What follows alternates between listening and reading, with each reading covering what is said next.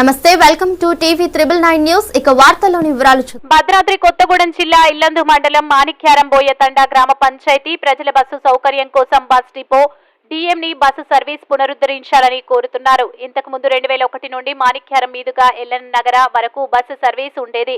కొన్ని రోడ్ సౌకర్యం బాగాలేక కొన్ని అన్యాయ కారణాల వల్ల నిలిపివేయబడ్డాయి. ఇప్పుడు మళ్లీ బస్ సర్వీస్ ను పునరుద్ధరింప చేయాలని ప్రజలు కోరుతున్నారు. దీనికి గౌరవ ఎమ్మెల్యే కూడా సపోర్ట్ చేసి ప్రస్తుతం ఇల్లందు డిపో అయిన సందర్భంగా మళ్లీ ఈ సర్వీస్ ను పునరుద్ధరింపజేయాలని కోరుతున్నాం. బర్రే లింగన్న, రామటంకి చిన్న నరసయ్య, బానూత్ శ్రీను, రామటంకి అశోక్, పూణెం రామనాథం, రామటంకి రమేష్ తదితర ప్రజలు కోరుకుంటున్నారు. భద్రాద్రి కొత్తగూడెం జిల్లా ఇల్లందు మండలం మాణిక్యారం గ్రామ పంచాయతీ నుంచి ఇంతకుముందు మాణిక్యారం నుంచి బోయితండకి బస్సు ఉండేది.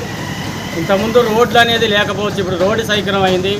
మాకు ఉన్నాం, ప్రజాప్రతినిధులు కావచ్చు, సర్పంచులు కావచ్చు, ఎమ్మెల్యే గారు ఎవరైనా సరే మీరు దయచేసి మాణిక్యారం గ్రామ పంచాయతీ నుంచి వెళ్ళి బోయితండ నుంచి వెళ్ళి కొత్తపేట నుంచి వెళ్ళి మాకు బస్సు కావాలని ఇక్కడ ప్రజలందరం కోరుకుంటాను.